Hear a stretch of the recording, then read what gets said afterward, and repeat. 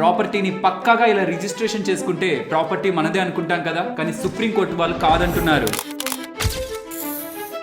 Registration దేవుంది, కొనేవాడు అమ్మేవాడు ఉంటే సరిపోతుంది, కానీ ఆ ప్రాపర్టీ ఓనర్ ఎవరో తెలియకుండా ఇళ్ల స్థలాలు కానీ, ఇండివిజువల్ హోమ్స్ కానీ, అపార్ట్మెంట్స్ కానీ, అగ్రికల్చర్ ల్యాండ్స్ కానీ కొనేవాళ్ళు తెలంగాణ రిలేటెడ్ గా సుప్రీంకోర్టు వాళ్ళు రీసెంట్ గా ఫ్యూ డేస్ బ్యాక్ ఇచ్చిన జడ్జ్మెంట్ ని వార్నింగ్ సైన్ లా తీసుకోవాలి. ఎందుకంటే ఇప్పటి వరకు ప్రాపర్టీని కొనాలనుకుంటే title deed, sale deed, EC ఇంకొన్ని బేసిక్ డాక్యుమెంట్స్ ని చెక్ చేసుకుంటే సరిపోతుందని అనుకుంటున్నాం, కానీ కాదు.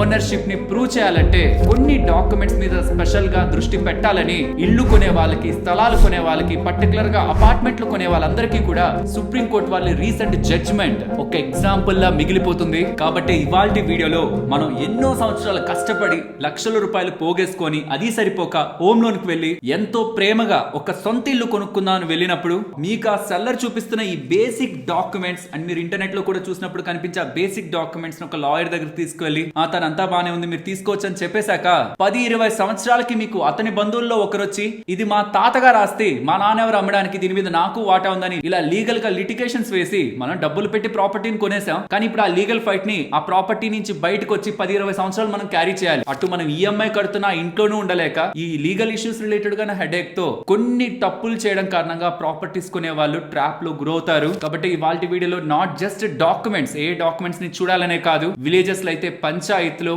టౌన్స్ లో అయితే మున్సిపాలిటీస్ లో, సిటీస్ లో అయితే కార్పొరేషన్ లెవెల్లోను, అగ్రికల్చర్ ల్యాండ్స్ కొంటుంటే రెవెన్యూ డిపార్ట్మెంట్ లోను, వీటన్నిటిలో కూడా మీరు ఏ థింగ్స్ ని క్షుణ్ణంగా పరిశీలించి ఆ ప్రాపర్టీని కొనాలి. అంటే ఇప్పుడు అంతా డిజిటల్ కదా, ఏ వెబ్సైట్ లోకి వెళ్ళి ఏ డాక్యుమెంట్స్ ని మీరు ఈజీగా గంటల్లోనే చెక్ చేసుకుని వెరిఫై చేయొచ్చు. ఒక ప్రాపర్టీని మీరు కొనాలని వెళ్తుంటే స్టెప్ బై స్టెప్ ఫస్ట్ ఇది చేయండి, తర్వాత ఇది చేయండి, తర్వాత ఇది చేయండి అని స్టెప్ బై స్టెప్ గైడ్ ని కూడా ఇస్తూ అవన్నిటిని వెరిఫై చేసుకొని మీరు ముందుకు వెళ్తే లీగల్ గా మీరు ఎటువంటి ఇష్యూస్ ఫేస్ చేయరు. అండ్ వీటన్నిటికీ బోనస్ గా మీ డాక్యుమెంట్, రిజిస్టర్డ్ డాక్యుమెంట్ పోతే అసలు ఏం జరుగుతుంది నెక్స్ట్, దీని రిలేటెడ్ గా కూడా రీసెంట్ గా మా వాళ్ళు చాలా ఇష్యూని ఫేస్ చేశారు. అది కూడా నాకు ప్రాక్టికల్ గా ఎక్స్పీరియన్స్ ఉంది కాబట్టి అది కూడా ఇవాళ వీడియోలో యాడ్ చేసి మీకు అందించబోతున్నాను. రియల్ ఎస్టేట్ పరంగా ఏది కొనాలనుకుంటున్నా ఇది మీకు ఒక గైడ్ లా ఉంటుంది. మీరు చూస్తున్నప్పుడు తెలుస్తుంది నేను ఎంత బ్యాక్ ఎండ్ లో వర్క్ చేసి మీకు ఈ కంటెంట్ మీ ముందుకు తీసుకొచ్చాను అని. మేము పెట్టిన ఎఫర్ట్స్ మీకు వాల్యుబుల్ గా ఉన్నాయనిపించినప్పుడు మాత్రం తప్పకుండా వీడియోని లైక్ చేస్తూ పెడుతున్న ఎఫర్ట్స్ ని ఎంకరేజ్ చేయండి. ఒకవేళ మీకు లైక్ చేయబుద్ధి కాకపోతున్నా, ఇన్ఫర్మేషన్ లో వర్త్ ఉంది అనుకుంటే మాత్రం మీ ఫ్రెండ్స్ అండ్ ఫ్యామిలీలో ప్రతి ఒక్కరికి కూడా ఈ వీడియోని షేర్ చేయండి. ప్రాపర్టీ కొనే ముందు ఈ వీడియో వాళ్ళకి గుర్తు రాకపోవచ్చు కాబట్టి ముందుగానే విషయాన్ని తెలిసి పెట్టుకుంటే ఎవరి చేతుల్లోనూ మోసపోరు.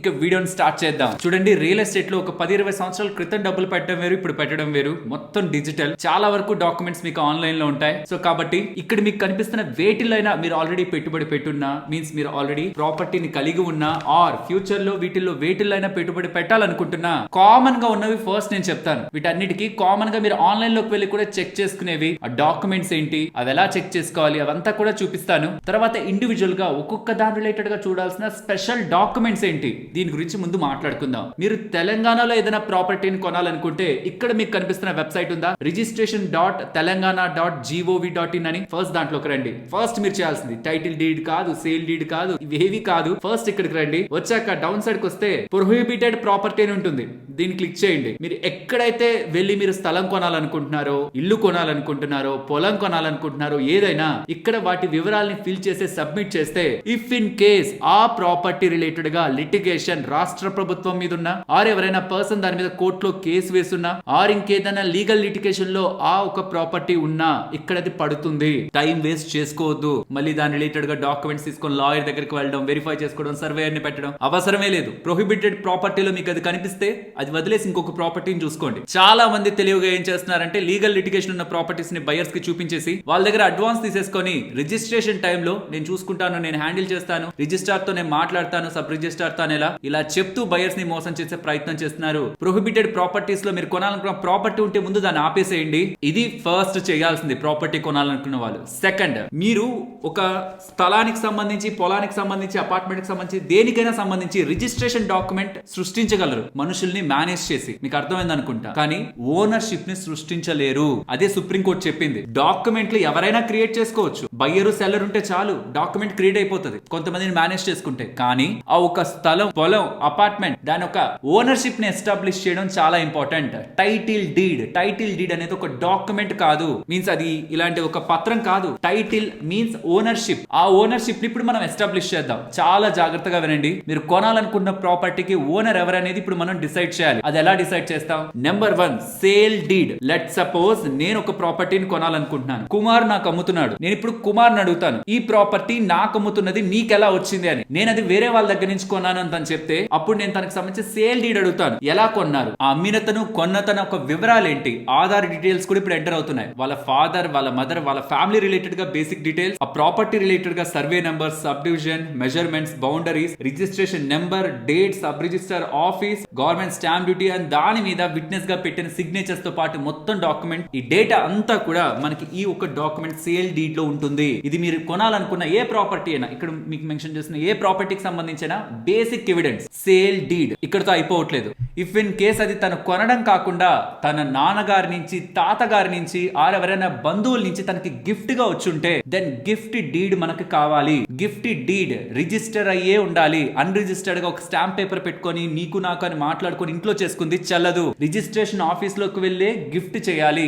గిఫ్ట్ డీడ్ చేసి ఉండాలి. మీకు డౌట్ రావాలి, ఇక్కడ నాన్నగారు, తాతగారు వాళ్ళ కొడుకో లేకపోతే వాళ్ళ కూతురుకో గిఫ్ట్ ఇవ్వడం ఎందుకు, డైరెక్ట్ గా రిజిస్ట్రేషన్ చేసి ఉండొచ్చు కదా అంటే, రిజిస్ట్రేషన్ చేస్తే 7.5% ట్యాక్స్ కట్టాలి.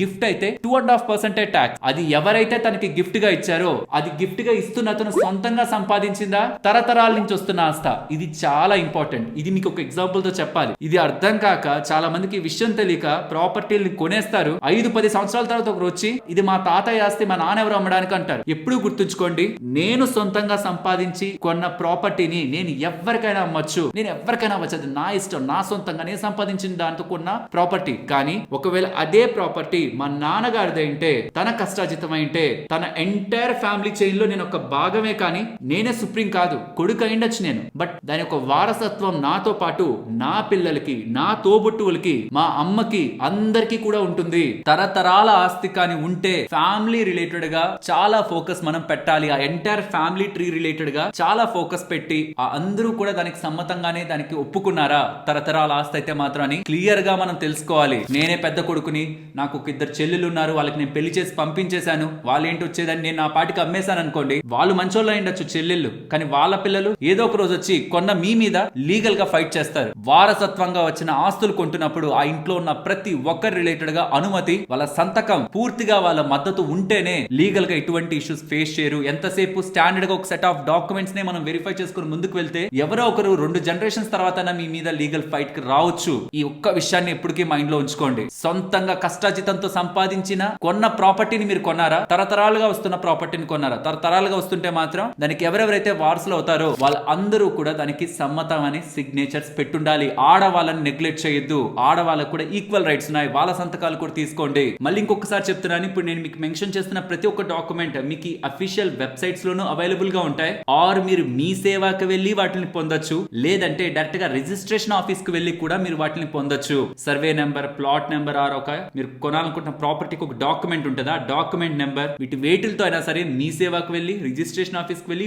ఆర్ ఇందులోకి వెళ్ళైనా సరే, ఈ వెబ్సైట్ లోకి వెళ్ళైనా సరే వాటిని మనం పొందొచ్చు. ఎలా పొందొచ్చు ఊరికే అట్లా చెప్పేస్తున్నారంటే, వెబ్సైట్ లో చూడండి, మెయిన్ దగ్గర రాసుంటారు encumbrance certificate or encumbrance service ఉందా, ఇది క్లిక్ చేస్తే ఇక్కడ న్యూ యూజర్ అని అడుగుతుంది. అక్కడ రిజిస్టర్ ని క్లిక్ చేసి మీ బేసిక్ డీటెయిల్స్ తో రిజిస్టర్ అయిన తర్వాత సేమ్ ఇదే ఇందాక ప్లాట్ఫామ్ లోకి వచ్చి సిటిజన్ పెట్టుకొని లోపలికి వెళ్ళి మీరు కావాలనుకుంటున్న ప్రాపర్టీకి ఈసీని కానీ ఇందాక మాట్లాడుకున్న డాక్యుమెంట్స్ ని కానీ మనం చూడొచ్చు, డౌన్లోడ్ చేసుకోవచ్చు. తర్వాత మీరు ఆ ఓనర్ ని అడగాల్సింది, ఆ ఓనర్ కాకపోయినా ఇందాక నేను చెప్పిన వెబ్సైట్స్ లో మీ సేవలు రిజిస్ట్రేషన్ ఆఫీస్ లోకి వెళ్ళి తీసుకోవాల్సింది చైన్ డాక్యుమెంట్స్. దాన్ని మనం లింక్ డాక్యుమెంట్స్ కూడా అంటాం. నేనేమో కుమార్ దగ్గర నుంచి స్థలం కానీ ఆ ప్రాపర్టీని కొన్నాను, మరి కుమార్ కి ఎవరు అమ్మారు, దాన్ని అమ్మింది ఎవరు? అలా ఫైనల్ గా వెనక్కి మనం 30 సంవత్సరాల వరకు వెళ్లాల్సి ఉంటుంది. అక్కడి నుంచి ప్రాపర్ గా అనేది పాస్ అవుతూనే వచ్చిందా, ప్రతి దగ్గర సరైన ఫ్యామిలీ మెంబర్స్ దాంట్లో సైన్ చేశారా లేదా, సరిగ్గా ఓనర్షిప్ ట్రాన్స్ఫర్ అవుతూ వచ్చిందా లేదా అని వెరిఫై చేసుకోవడమే మెయిన్ స్టెప్ అన్నమాట. ఇదే టైటిల్ అంటే ఆ ఓనర్ ఎవరు అని చెప్పి డిసైడ్ చేసేది. ఎక్కడైనా ఈ మొత్తం చైన్ లో లింక్ ఎక్కడైనా వీక్ గా ఉందనుకోండి, సపోర్టింగ్ డాక్యుమెంట్ మీకు లేదు, ఆర్ మీకు మొత్తం ట్రీ వేసుకున్నప్పుడు ప్రతిసారి మీరు లాయర్ దగ్గరికి వెళ్ళినా, ఆర్ మీరు రియల్ ఎస్టేట్ రిలేటెడ్ రిలేటెడ్ గా బాగా నాలెడ్జ్ ఉన్న వాళ్ళు కూడా ఫస్ట్ ట్రీ వేసుకుంటారు. అసలు ఎక్కడి నుంచి పాస్ అవుతూ వచ్చింది, వాళ్ళకి ఎవరు ఉన్నారు, అది ఎవరికి అమ్మారు, అలా అమ్ముతున్నప్పుడు ఎవరెవరు సైన్లు పెట్టారు, మొత్తం లీగల్ గా ఉంటున్న వాళ్ళందరూ సైన్లు పెట్టుకుంటూనే వచ్చారా లేదా అనేది లింక్ డాక్యుమెంట్స్ లో మనకు అర్థం అవుతుంది. ఈ లింక్ డాక్యుమెంట్స్ కూడా రిజిస్ట్రేషన్ వెబ్సైట్స్ లోనూ మీకు దొరుకుతాయి. లేదంటే మీ సేవలోకి వెళ్ళినా రిజిస్ట్రేషన్ ఆఫీస్ కి వెళ్ళినా మీకు ఆ ఓనర్ ఇచ్చే ఒక డాక్యుమెంట్ ఉంటుందా, దాని మీద డాక్యుమెంట్ నెంబర్ ఉంటుంది ఆర్ దాంట్లో సర్వే నెంబర్ ఉంటుంది. దాన్ని మీరు వాళ్ళకి అందించి లింక్ డాక్యుమెంట్స్ ని పొందొచ్చు. మినిమం కొంత డబ్బుల్ని పే చేసి. తర్వాత ఈసీ అని ఉంటది, ఎన్కంబరెన్స్ సర్టిఫికేట్. ఇప్పుడు మనం బ్యాంక్ లో ఎవరికి డబ్బులు వేసాం, ఎవరి దగ్గర నుంచి డబ్బులు తీసుకున్నాం, అసలు ఏం జరిగింది, మనకి ఎక్కడి నుంచి లోన్ ఉంది, ఇవన్నీ మన బ్యాంక్ స్టేట్మెంట్ లో వస్తాయి కదా. మనం ఈఎంఐలు కడుతుంటే అవి కూడా అర్థమవుతాయి కదా. అలానే ఆ పర్టికులర్ ప్రాపర్టీ రిలేటెడ్ గా లోన్లు ఏమైనా తీసుకోబడ్డాయా, ఎన్నిసార్లు డాక్యుమెంటేషన్ రిలేటెడ్ గా వెళ్ళింది, power of attorney GPA related గా ఎలాంటి యాక్టివిటీ జరిగింది, రిజిస్ట్రేషన్ అయిన దాని పరంగా జరిగిందా, ఇదంతా కూడా ఈసీలో మీకు తెలుస్తుంది. మీరు ఓనర్ ఇచ్చే డాక్యుమెంట్స్ మీదే, ఆ జెరాక్స్ మీదే నమ్మి ముందుకు వెళ్ళిపోకుండా ఆ డాక్యుమెంట్స్ ని ఆన్లైన్ లో ఒకసారి తీసుకోవడానికి చూడండి, ఆర్ రిజిస్ట్రేషన్ ఆఫీస్ కి వెళ్ళి కూడా ఒకసారి తీసుకోవడానికి ప్రయత్నించండి. తను ఇచ్చే డాక్యుమెంట్స్ ఓకే, ఫోర్జరీ అలా జరగకుండా, స్కామ్ జరగకుండా, మీకు ఇచ్చేది జెరాక్స్లు కదా ఇస్తారు, అవి మీకు స్కామ్ లో ఉంటే అంటే వాళ్ళే కొంచెం మార్ఫ్ చేసి మీకు ఇచ్చింటే, కాబట్టి ఆ జెరాక్స్ తో పాటు ఒరిజినల్స్ ని కూడా కంపేర్ చేసుకోవడానికి ప్రయత్నించండి. లేదు తనతో పాటే వెళ్ళి ఆ ఒరిజినల్స్ ని మీరు జెరాక్స్ తీసుకోవడానికి ప్రయత్నించండి. లేదా మీరు నేను చెప్పిన సోర్సెస్ ద్వారా డాక్యుమెంట్స్ తెచ్చుకొని వెరిఫై చేయడానికి ప్రయత్నించండి. ఏముందిలే అని పట్టించుకోకుండా పోయేదే ఓ 10-20 సంవత్సరాల తర్వాత మనకి మేకులో కూర్చుంటుంది. ఫ్రెండ్స్, ఇప్పటి వరకు వీడియోలో మేము పెట్టిన ఎఫర్ట్స్ మీకు వాల్యుబుల్ గా అనిపించుంటే ఒక లైక్ చేస్తూ పెడుతున్న ఎఫర్ట్స్ ని ఎంకరేజ్ చేయండి. అండ్ ఫర్దర్ గా వీడియో డీటెయిల్స్ లోకి వెళ్లే ముందు, చాలా మంది ఈ మధ్య కాలంలో నాకు గవర్నమెంట్ ఇన్సూరెన్స్ ఉంది, కంపెనీ దగ్గర నుంచి ఇన్సూరెన్స్ ఉందని పర్సనల్ ఇన్సూరెన్స్, హెల్త్ ఇన్సూరెన్స్ తీసుకోవట్లేదు. గుర్తుంచుకోండి, గవర్నమెంట్ కల్పిస్తున్న ఇన్సూరెన్స్ ఆర్ మీకుంటున్న మీ కంపెనీ ఇన్సూరెన్స్ కొన్ని పరిస్థితుల్లో మీ చేతుల్లో నుంచే డబ్బులు కట్టేలా అవి చేయొచ్చు. లైక్ గవర్నమెంట్ ఇన్సూరెన్స్ ఉందా, దానికి పై నుంచి అప్రూవల్ రావాలి. అప్రూవల్ వచ్చాకే వాళ్ళు మీకు ట్రీట్మెంట్ రిలేటెడ్ గా ఈ కార్డ్ ని వాడగలరు. కాబట్టి హాస్పిటల్స్ లో అప్రూవల్ పంపించాం ఆగండి అంటారు. సో కాబట్టి ఎమర్జెన్సీ కండిషన్స్ లో మీరు తీసుకునే ప్రైవేట్ హెల్త్ ఇన్సూరెన్స్, మీ own individual health insurance help అవుతుంది. మీ కంపెనీ ఇస్తున్న హెల్త్ ఇన్సూరెన్స్ లో కూడా చాలా టర్మ్స్ అండ్ కండిషన్స్ మీ పరంగా, మీ ఫ్యామిలీ పరంగా ఉంటున్న కండిషన్స్ కి వాడుకోలేని విధంగా ఉండొచ్చు, తక్కువ కవర్ ఉండొచ్చు. కాబట్టి ప్రతి ఒక్కరికి వాళ్ళు హెల్దీగా ఫిట్ గా ఉంటున్నప్పుడు ఒక హెల్త్ ఇన్సూరెన్స్ ఉంటేనే ఫ్యూచర్ లో తనకి, తన ఫ్యామిలీకి వచ్చే హెల్త్ కండిషన్స్ ని తను తీసుకునే ఆ హెల్త్ ఇన్సూరెన్స్ కాపాడుతుంది. మీరు ఎందులో ఇన్వెస్ట్మెంట్స్ చేస్తున్నా గుర్తుంచుకోండి, ఒక హెల్త్ ఇన్సూరెన్స్ లేకపోతే మనం 10-20 సంవత్సరాలు చేసిన అన్ని ఇన్వెస్ట్మెంట్స్ ఒక్క రోజు రాత్రికి హాస్పిటల్ బిల్ కి అయిపోతాయి. ఇప్పటికే లక్షల్లో తీసుకుంటున్నారు చిన్న చిన్న ట్రీట్మెంట్స్ కి, రేపు చాలా పెద్ద మొత్తంలో పెరుగుతుంది. కాబట్టి ఇప్పుడే బాగున్నప్పుడే, అంతా మీ చేతుల్లో ఉందనుకున్నప్పుడే మీ ఫ్యామిలీకి ఒక మంచి హెల్త్ ఇన్సూరెన్స్ తీసుకోండి. నెలకి కొంత మొత్తంలో డబ్బుల్ని కడితే 10, 20, 30, 50 లక్షల దగ్గరగా, ఈవెన్ ₹1,00,00,000 దగ్గరగా కూడా మనకి ఇలా తక్కువ ప్రీమియం కి హెల్త్ ఇన్సూరెన్స్ ఇస్తున్నప్పుడు జస్ట్ ఇమాజిన్, ఆ కార్డ్ లేకుండా మనకి 20, 30, 50 లక్షల బిల్ అయితే కట్టే స్తోమత మన దగ్గర ఉండదు. కానీ ఎలా అయినా కట్టాలని బయట నుంచి అప్పు తీసుకురావడం, అప్పటి వరకు చేసిన సేవింగ్స్ అన్ని తీసేయడం, ఆస్తులు నమ్ముకోవడం, ఇవన్నీ నేను నా సరౌండింగ్స్ లో, నాకు సంబంధించిన రిలేటివ్స్ లో చూశాను. కాబట్టి ఇంతలా చెప్తున్నాను, మీ ఫ్యామిలీ ఖచ్చితంగా ఒక హెల్త్ ఇన్సూరెన్స్ ఉండాలి. మీరు ఎక్కడైనా తీసుకోండి, బట్ మీరు ఖచ్చితంగా ఒక హెల్త్ ఇన్సూరెన్స్ ఉండాలని గుర్తుంచుకోండి. మీకు మీ ఫ్యామిలీకి ఏది మంచి హెల్త్ ఇన్సూరెన్స్ తెలుసుకోవడానికి డిస్క్రిప్షన్, కామెంట్ సెక్షన్ లో నేను లింక్ ని క్లిక్ చేసి మీ వివరాలు, మీ ఫ్యామిలీ వివరాలు ఎక్కడ అబద్ధం చెప్పకుండా పెట్టండి. మీకు ఏ ప్రాబ్లమ్స్ ఉన్నా మెన్షన్ చేయండి. స్మోకింగ్ చేస్తున్నారంటే చేయండి. ఏదైనా థైరాయిడ్ ప్రాబ్లం, బీపీ, డయాబెటీస్ ఏ ఉంటున్నా సరే అక్కడ మెన్షన్ చేయండి. ఎంతెంత కడితే మీకు, మీ వైఫ్ కి, మీ పేరెంట్స్ కి, మీ చిల్డ్రన్ కి అంతటి కలిపి కూడా ఎంతెంత ప్రీమియం నెల కడుతూ ఉంటే ఎన్ని లక్షలకు సంబంధించిన హెల్త్ ఇన్సూరెన్స్ వస్తుందో తెలుస్తుందా? దాన్ని నోట్ చేసుకోండి. ఏ కంపెనీలో ఎలా ఉందనేది నోట్ చేసుకోండి. తర్వాత మీకు నచ్చిన దగ్గర కొనుక్కోండి, మీకు నచ్చిన దగ్గర కొనుక్కోండి. కానీ ముందు తెలుసుకోండి. బర్త్డే వచ్చే ముందే తీసుకుంటే తక్కువ ప్రీమియంతో ఈ సంవత్సరానికి సంబంధించిన ప్రీమియం ని మీకు కంప్లీట్ చేసుకోవచ్చు. ప్రతి బర్త్డే కి మీ వయసు అయ్యే కొద్దీ ఆ ప్రీమియం కూడా పెరుగుతూ ఉంటుంది. టర్మ్ ఇన్సూరెన్స్ లో అలానే ఉంటుంది, హెల్త్ ఇన్సూరెన్స్ లో మాత్రం పెరుగుతూ ఉంటుంది. అసలు ఫస్ట్ మీకు, మీ ఫ్యామిలీకి ఒక మంచి హెల్త్ ఇన్సూరెన్స్ తీసుకోవడానికి ఎంత డబ్బులు ఖర్చు అవుతుంది, ఎన్ని లక్షలకి ఎంత డబ్బులు ఖర్చు అవుతుందో డిస్క్రిప్షన్, కామెంట్ సెక్షన్ వచ్చిన లింక్ ద్వారా చెక్ చేసుకొని మీకు నచ్చిన దగ్గర తీసుకోండి. నేను ఈ వెబ్సైట్ లో తీసుకున్నాను. వీళ్ళ దగ్గర తీసుకుంటున్న ప్రతి ఒక్కరికి ఒక రిలేషన్షిప్ మేనేజర్ ఉంటున్నారు. నేను ఏ ఊరికి వెళ్ళినా ఆన్లైన్ లో వాళ్ళకి కాల్ చేసి నా క్లైమ్ రిలేటెడ్ గా ఇన్ఫర్మేషన్ ని, ఏదైనా ఇష్యూస్ ఉంటున్నా వీళ్ళ ద్వారా సార్ట్ అవుట్ చేసుకోవచ్చు అని తీసుకున్నాను. మీకు నచ్చిన దగ్గర తీసుకోండి. బట్ ఇవాళ మీకు ఎంత ఖర్చు అవుతుంది అనేది మాత్రం తెలుసుకోండి. ఆల్రెడీ హెల్త్ ఇన్సూరెన్స్ తీసుకున్న వాళ్ళు, మీరు ఏ ఇన్సూరెన్స్ తీసుకున్నారు, మీ ఎక్స్పీరియన్స్ ఏంటి, మంచిగానే అనిపించిందా లేదా రాంగ్ అనుకుంటున్నారా? మీ ఎక్స్పీరియన్స్ కూడా చెప్పేశారంటే మన వాళ్ళందరికి కూడా మీ ఎక్స్పీరియన్స్ యూజ్ అవుతుంది. ప్రతి ఒక్క ఇంటికి హెల్త్ ఇన్సూరెన్స్ ఉంటున్నప్పుడే ఏ ఇల్లు ఆర్థికంగా ఇబ్బంది పడదు. అదొక్కటి గుర్తుంచుకోండి. అండ్ ఇది ఇంపార్టెంట్, అగ్రికల్చర్ ల్యాండ్ కి ఏం అవసరం లేదు. నార్మల్ ప్లాట్లు ఖాళీగా ఉంటాయి కదా, దానికి వేకెంట్ ల్యాండ్ ట్యాక్స్ ఉంటుంది, పోనీ దానికి కూడా ఏం అవసరం లేదు. కానీ ఒక ఇండివిజువల్ ప్రాపర్టీ, ఆల్రెడీ యూజ్ చేస్తున్న ప్రాపర్టీ మీరు కొనాలనుకుంటుంటే దెన్ ఖచ్చితంగా ఆ పర్సన్, అంతకు ముందు ఉంటున్న ఓనర్ సరిగ్గా దానికి ట్యాక్స్లు కట్టాడా లేదా తెలుసుకోండి. ఎందుకంటే ఒక రియల్ ఓనర్ ఎప్పుడైనా సరే సరే మోస్ట్లీ ముందు వెనక చూసి కట్టేస్తుంటారు. ఏదో తను మర్చిపోయి అయినా ఉండాలి, లేదా ప్రాపర్టీ రిలేటెడ్ ఏదైనా ఇష్యూ ఉండి తను ట్యాక్స్ ని కట్టరు. ఏ కేసులో అయినా సరే పోనీ ఆ ఇష్యూ ఏం లేదు ప్రాపర్టీ రిలేటెడ్ గా అనుకున్నా సరే రేపు పొద్దున ట్యాక్స్లు మీరే కట్టాల్సి వస్తుంది. కాబట్టి సరైన సమయంలో తను ట్యాక్స్లు కట్టాడా లేదా అని విలేజ్ లో ఉంటే పంచాయతీలో, టౌన్ లో ఉంటే మున్సిపాలిటీలో, సిటీలో ఉంటే కార్పొరేషన్ లో చెక్ చేసుకోండి. అసెస్మెంట్ నెంబర్ అని ఉంటది, ప్రాపర్టీ ట్యాక్స్ ఐడెంటిఫికేషన్ నెంబర్ అని కూడా మీకు నేను చెప్పిన వాళ్ళ దగ్గరికి వెళ్తే తను ట్యాక్స్ కట్టాడా లేదా అనేది కూడా మీరు వెరిఫై చేసుకొని ముందుకు వెళ్ళొచ్చు. ఇది ఇంపార్టెంట్. ఈ బేసిక్ డాక్యుమెంట్స్ అన్ని చెక్ చేసుకున్న తర్వాత మెయిన్ థింగ్ ఏంటి, మనకి డాక్యుమెంట్ లో ఒక కొలతలు ఉంటాయి. ఇన్ని అంకణాలన్నా, ఇన్ని స్క్వేర్ ఫీట్లన్నా, ఇన్ని స్క్వేర్ యార్డ్లన్నా అని. మరి ఆ స్థలం కానీ, ఇల్లు కానీ, ఆ ప్రాపర్టీ కానీ అంత లేకపోతే, కాబట్టి ఒక సర్వేయర్ ఉంటారనమాట. సర్వేయర్స్ చాలా మంది ఉంటారు, ప్రతి ఒక్క ఊర్లోనూ ఉంటారు. మీరు రిజిస్ట్రేషన్ ఆఫీస్ కి వెళ్ళైనా, రియల్ ఎస్టేట్ ఏజెంట్స్ అయినా ఉంటారు కదా, సర్వేయర్ ని కాంటాక్ట్ అవ్వాలి అని అంటే వాళ్ళైనా సరే ఒక సర్వేయర్ ఒక నెంబర్ ఇస్తారు, తనని పిలిపించుకొని డాక్యుమెంట్ లో ఏ కొలతలు అయితే ఉన్నాయో ఆ కొలతలు అక్కడ ఉన్నాయా లేదా అని తన దగ్గర సర్వే చేయించండి. సర్వేలో మనకి ఏం బయటపడుతుందంటే రెండు విషయాలు ఉంటాయి. ఏం బయటపడుతుందంటే డాక్యుమెంట్ లో ఉన్నది అక్కడ ఉన్నది కరెక్టా కాదా అని బయటపడుతుంది. దాంతో పాటు ఆ ప్రాపర్టీ రిలేటెడ్ ఎదురైన లిటిగేషన్స్ ఉన్నా బయటపడతాయి. ఎందుకంటే మీరు సర్వే చేయించడానికి వెళ్ళినప్పుడు సపోజ్ ఇద్దరికి లిటిగేషన్ ఉంది అనుకుందాం, ఆ ప్రాపర్టీ అంటే ఒకరు నాదని ఇంకొకరు నాదని పోటీ పడుతున్నారు అనుకుందాం, ఒకరు అమ్మేస్తున్నారు అనేది ఇంకొకటి అర్థం అవుతుంది. మీరు సర్వేయర్ అక్కడ కూర్చోబెట్టి మొత్తం బౌండరీస్ గీస్తుంటే చూస్తూ ఉంటే వెంటనే అతను వచ్చి సర్వేయర్ తో మాట్లాడతారు. సర్వేయర్ మీకు కాల్ చేస్తారు, సార్ ఇక్కడ ఎవరో వచ్చి ఇట్లా చేస్తున్నారు మరి చూసుకోండి అని చెప్తారు. కాబట్టి సర్వేయర్ ని పెట్టి ఖచ్చితంగా ల్యాండ్ కొలతల్ని చెక్ చేయించుకున్న తర్వాతే మనం ముందుకు వెళ్ళాలి. మనం కొనాలనుకుంటున్న ప్రాపర్టీ రిలేటెడ్ గా first layer of verification complete అవుతున్నట్టు. ఇప్పుడు ఒక్కొక్క దాని గురించి మాట్లాడుకుందాం. ప్లాట్స్ కానీ ఆర్ ఇల్లు ఉంటాయి కదా ఇండివిజువల్ గా, అవి కొంటున్నప్పుడు, అపార్ట్మెంట్స్ కొంటున్నప్పుడు, అగ్రికల్చర్ ల్యాండ్ కొంటున్నప్పుడు ఇండివిజువల్ గా స్పెషల్ గా ఏ డాక్యుమెంట్స్ చూడాలని, ప్లాట్స్ ఆర్ ఇండివిజువల్ గా ఇల్లు కొంటున్నప్పుడు ముందు మీరు చూడాల్సిన ఫస్ట్ ది అది అప్రూవ్డ్ లేఅవుట్ లోనే జరిగిందా లేదా అని. సో నివాసవంతంగా ఉండడానికి వెంచర్స్ ని ప్రాపర్ గా ప్లాన్ చేసినప్పుడే మీకు ఈ లేఅవుట్ ప్లానింగ్ నెంబర్ అప్రూవ్ అవుతుంది. కాబట్టి ఆ నెంబర్ ఉందనుకోండి మీరు కొంటున్న ప్రాపర్టీకి ఎటువంటి ఇష్యూ లేదు. లేకపోతుంటే ఒక్కొక్క స్టేట్ లో ఒక్కొక్క రకమైన పేరుతో మీరు ట్యాక్స్ కట్టాలి. Betterment tax or land regularization LRS scheme ఉంటుంది. అన్అప్రూవ్డ్ లేఅవుట్స్ ని మనం డబ్బులు కట్టి అప్రూవ్ చేసుకోవచ్చు అనమాట. 14% వరకు మీరు ట్యాక్స్ కట్టాల్సి వస్తుంది. జాగ్రత్త, ఫస్ట్ అది చెక్ చేసుకోండి. తర్వాత మీరు ఇండివిజువల్ గా ప్లాట్ కొంటుంటే సిటీలో కొంటున్నారా, టౌన్ లో కొంటున్నారా, విలేజ్ లోపల కొంటున్నారు అనుకుందాం, నివాసవంతంగా ఉంటున్న దగ్గర కొంటున్నారు అనుకోండి, ఇష్యూ లేదు. బట్ మీరు బాగా బయటకు వెళ్ళి కొంటున్నారు అనుకోండి, ప్రాబబుల్లీ అది ఒక అగ్రికల్చర్ ల్యాండ్ అయి ఉండొచ్చు, అసైన్డ్ భూమి అయి ఉండొచ్చు, ఆర్ ఎవరైనా పెద్ద పెద్ద అచీవ్మెంట్స్ చేసిన వాళ్ళకి గవర్నమెంట్ ఇచ్చిన ల్యాండ్ అయి ఉండొచ్చు, ఆర్ ఎకనామిక్ గా కానీ సోషల్ గా కానీ వెనకబడిన వర్గాలకు కూడా ప్రభుత్వం ఇచ్చిన నేల అయి ఉండొచ్చు. ఇంకా చెప్పాలంటే సివాయ్ ల్యాండ్స్ అంటారు, అంటే ఎవరికి సంబంధించింది కాదు, దేవుడిది అంటే మళ్ళీ టెంపుల్ దని కాదు, దేవాదాయ భూములు కాదు, ఇవి ఇంకొక సపరేట్, అంటే ఎవరికి సంబంధించిన భూములు కాకుండా కూడా ఉండిండొచ్చు. కాబట్టి వాటన్నిటి పరంగా మీరు కొంత ఫోకస్ చేయాలి. ఇందాక నేను చెప్పిన టైటిల్ డీడ్ అంటే టైటిల్ ఓనర్ ఎవరు అదంతా వెతికే ప్రయత్నం, లింక్ డాక్యుమెంట్స్ వీటన్నిటిని కూడా అటాచ్ చేసుకునే ప్రయత్నం చేయాలి. బాగా దూరంగా మీరు వెళ్ళుకుంటుంటే వీటన్నిటిలోకి నేను హైలైట్ చేసి చెప్పాలనుకుంటుంది అగ్రికల్చర్ ల్యాండ్ అవుతుంటే మాత్రం అగ్రికల్చర్ ల్యాండే కమింగ్ టర్మ్స్ లో కన్వర్షన్ చేస్తున్నారు, మీరు కంగారు పడద్దు, కొనుక్కోండి అంటుంటే మాత్రం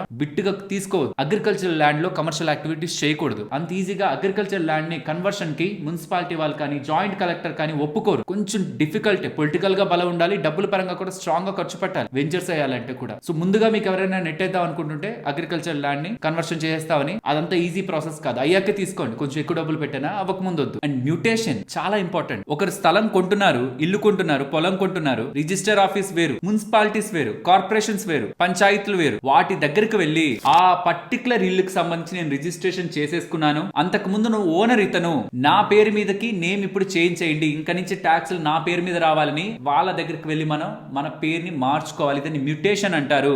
ఆర్ మీకు అమ్ముతున్న వ్యక్తి కూడా వాళ్ళ నాన్నగారి దగ్గర నుంచి వచ్చిన ఆస్తి ఉండొచ్చు, తన పేరు లేకపోయి ఉండొచ్చు, ముందు తన పేరుకి దాన్ని మార్చి, ఎందుకంటే మీకు రిజిస్ట్రేషన్ చేసేది తను కదా, సో ముందు మీరు కొనక ముందే అక్కడికి వెళ్ళి చెక్ చేసుకొని తన పేరు మీదకి దాన్ని మార్చి మ్యూటేషన్ చేసి అప్పుడు తనది మీరు రిజిస్ట్రేషన్ చేసుకున్నారనుకోండి, ఆ రిజిస్ట్రేషన్ డాక్యుమెంట్ తీసుకువెళ్ళి ఈ పంచాయతీలో కానీ మున్సిపాలిటీలో కానీ కార్పొరేషన్ లో కానీ వెళ్ళి ఇప్పుడు నేను కొన్నాను, ఇప్పుడు అది నా మీదకి రావాలి, ఆ ట్యాక్స్ లన్నీ ఇక నేను పే చేయాలని మీరు వెళ్ళి మాట్లాడొచ్చు. అలాగే ఆ స్థలాన్ని మీకు అమ్ముతున్న వ్యక్తి మున్సిపాలిటీ దగ్గర నుంచి కొనుంటే, లైక్ ఏదైనా వేలంలోనో ఇంకెక్కడో మున్సిపాలిటీ దగ్గర నుంచో కొనుంటే కన్వేయన్స్ డీడ్ అని ఒకటి ఉంటది, అది మనం అడగాలతానని. దేవస్థానం దగ్గర నుంచి కొన్న దేవస్థానాలు కూడా వేలం వేస్తుంటాయి. వీటన్నిటప్పుడు ఆ పర్టికులర్ డీడ్, ఆ లీగల్ డాక్యుమెంట్ మన దగ్గర ఉంటేనే మనకి వ్యాలిడిటీ ప్రూఫ్. లేదనుకోండి దేవస్థానం ఎకరం భూమిని ఎవరో అమ్మేస్తున్నారు అనుకోండి, మనం ఏదో తెలియక కొనేసాం ఈ డాక్యుమెంట్ ఒక్కటిని చూసి. ఫేక్ డాక్యుమెంట్లు ఎన్నైనా మనం క్రియేట్ చేయొచ్చు, ఓనర్షిప్ క్రియేట్ చేయలేం. ఇదే సుప్రీంకోర్టు వాళ్ళు చెప్తున్నారు. అండ్ ఇండివిజువల్ గా హోమ్ కొంటున్న వాళ్ళు ఒకటి గుర్తుంచుకోవాలి, మీరు కొంటున్న ఇల్లు వాళ్ళు చెప్పిన సెట్ బ్యాక్స్ ని తీసుకొని కట్టారా, తీసుకోకుండా కట్టారా? ఒకవేళ తీసుకోకుండా కట్టుంటే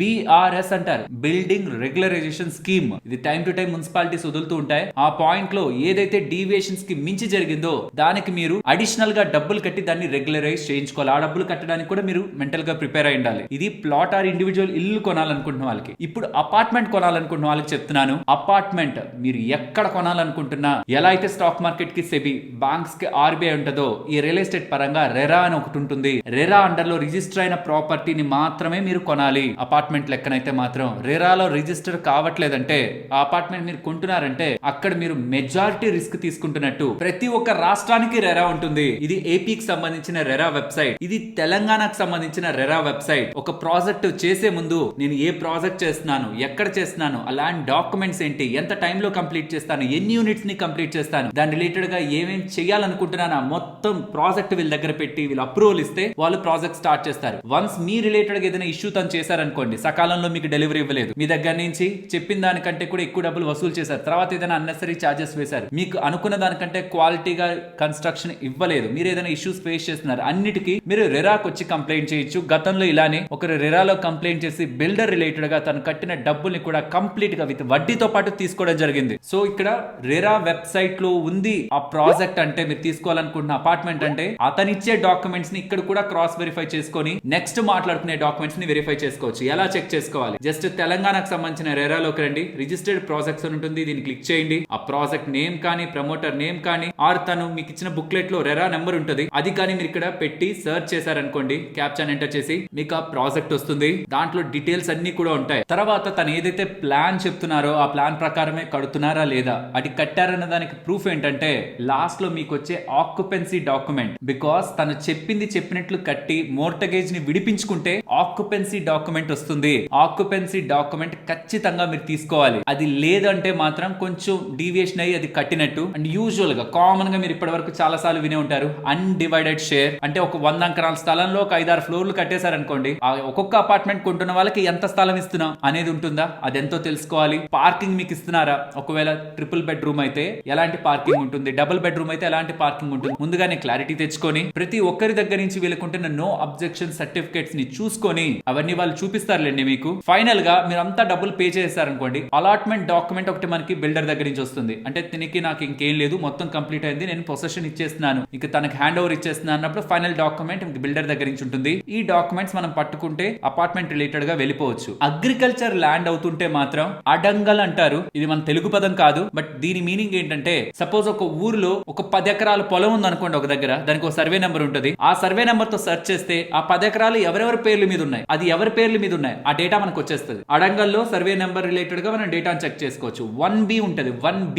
దాంట్లో నా పేరు ఉంది అనుకోండి, ఒక ఊర్లో నేను ఉన్నాను, నా పేరు మీద ఎన్ని పొలాలు ఉన్నాయి అందులో మనం వెతుక్కోవచ్చు అనమాట. పర్సన్ రిలేటెడ్ గా సెర్చ్ చేసుకోవచ్చు, అది వెబ్సైట్స్ లో మనం చూసుకోవచ్చు. ఆర్ మీరు రెవెన్యూ డిపార్ట్మెంట్ కి వెళ్ళి కూడా ఈ వివరాలని తెలుసుకోవచ్చు. ఎప్పటికైనా గుర్తుంచుకోండి, ఈ కంపారిజన్ టేబుల్ చూడండి. అగ్రికల్చర్ రిలేటెడ్ గా ప్రాపర్టీకి అయితే మనం వెళ్లాల్సింది రెవెన్యూ డిపార్ట్మెంట్ కి. ఒకవేళ ఆ విలేజ్ లో కానీ, టౌన్ లో కానీ, సిటీలో కానీ మనకి ఏదైనా ఉందనుకోండి, పంచాయత్, మున్సిపాలిటీ, కార్పొరేషన్స్ కి వెళ్ళాలి. మనకు కావాలంటే డేటా కావాలంటే, రిజిస్ట్రేషన్ చేసుకోవాలంటే రిజిస్ట్రేషన్ ఆఫీస్ కి వెళ్ళాలి. Registration office is nothing but like గుమస్తా. అక్కడ జరిగే యాక్టివిటీస్ అన్నిటికీ వాళ్ళొక విట్నెస్ లా అనమాట. అంతేకాని వాళ్ళే సోల్ గా దేన్ని కంట్రోల్ చేయరు. కంట్రోల్ ఎక్కువగా ఉండేది మున్సిపాలిటీస్ లో, కార్పొరేషన్స్ లో, పంచాయతీస్ లో, రెవెన్యూ డిపార్ట్మెంట్ లో. అందరికి ఆఫీసర్ ఎవరు అండ్ అక్కడికి వెళ్ళి మీరు చెక్ చేయాల్సిన డాక్యుమెంట్స్ ఏంటి, ఇది ఈ టేబుల్ లో ఉంటుంది. అండ్ డాక్యుమెంట్స్ రిలేటెడ్ గా ఉన్న బిగ్గెస్ట్ రిస్క్ ఏంటంటే GPA, పవర్ ఆఫ్ అటార్నీ అంటారు. అంటే ఇప్పుడు నేనున్నాను, లెట్స్ సే అమెరికాలో ఉన్నాను, నాకు సంబంధించి ల్యాండ్ ఇండియాలో ఉంది, నేను నా ఫ్రెండ్ కి చెప్పి ఇది నేను రాలేను, నువ్వు అమ్మి పెట్టే, నీకు పవర్ ఆఫ్ అటార్నీ ఇస్తున్నాను GPA ఇచ్చేసాను అనుకోండి, తను అమ్మడానికి ఎలిజిబిలిటీ ఉంటుంది.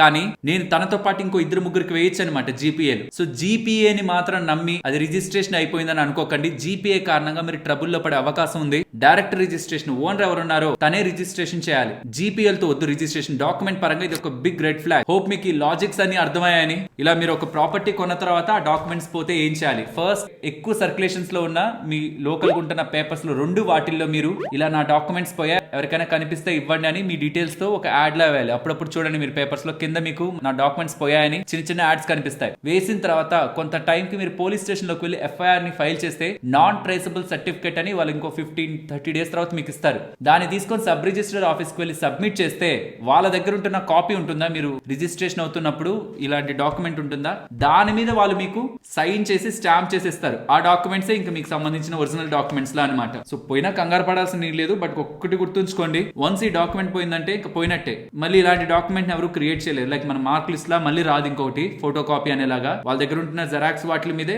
సైన్ స్టాంప్ వేసి ఓకే ఇది మీరు ఇంకెవరికైనా మీరు చూపించి అమ్ముకోవచ్చు అనేలా మీకు ఒక డాక్యుమెంట్ క్రియేట్ చేస్తారు. కానీ ఒరిజినల్ డాక్యుమెంట్స్ పోతే మాత్రం తిరిగి రావు. అండ్ ఫ్రెండ్స్, వీడియోని క్లోజ్ చేసే ముందు మీకు కానీ మీ ఫ్యామిలీకి కానీ ఇంకా ఒక మంచి హెల్త్ ఇన్సూరెన్స్ మీ సైడ్ నుంచి మీరు తీసుకోకపోతుంటే నెగ్లెక్ట్ చేయొద్దు. అవసరమైనప్పుడు వాళ్ళు ఇవ్వరు. అండ్ ఆ రోజు మనం నరకం చూడాల్సి ఉంటుంది. ఆ బిల్ కట్టడానికి బయట వాళ్ళని అప్పులు అడిగి వాళ్ళు ఇవ్వనంటున్నప్పుడు ఆ ఇచ్చిన మన జీవితాంతం దానికి వడ్డీని కట్టుకోవడానికి సరిపోతాం. దయచేసి మీ ఫ్యామిలీకి ఒక మంచి హెల్త్ ఇన్సూరెన్స్ తీసుకోవడంలో వెనకడుగు వేయద్దు, నిర్లక్ష్యం చేయొద్దు. ఇవాళే ఎంత అవుతుంది మీ ఫ్యామిలీకి, మీ మొత్తం ఫ్యామిలీకి ఒక 20 లక్షల పాలసీ తీసుకోవడానికి ఎంత అనేది ఒకసారి డిస్క్రిప్షన్ కామెంట్ సెక్షన్ ఇచ్చిన లింక్ ద్వారా చెక్ చేసుకుంటే మీకు తెలిస్తే అదెంతో 500, 1000, 1500, 2000 ఎంత నెలకు ఎంత అనేది మీరు చూస్తే మీరు కట్టాలా లేదా అని అప్పుడు మీరు ఒక స్టెప్ ముందుకు వేస్తారు. ఇంత తక్కువకి ఇన్ని లక్షల ఇన్సూరెన్స్ వస్తుంటే హాస్పిటల్ బిల్ ఎంత సేవ్ అవుతాయి అని ఆలోచించి మీరు ముందుకు వెళ్తారు. ఇవాళే చెక్ చేయండి. హెల్త్ ఇన్సూరెన్స్ తీసుకోవడంలో మీరు నెగ్లెక్ట్ చేయరని ఆశిస్తూ మరొక ఇంట్రెస్టింగ్ వీడియోతో నేను మళ్ళీ మీ ముందుకు వస్తాను. అంతవరకు టేక్ కేర్. జై హింద్.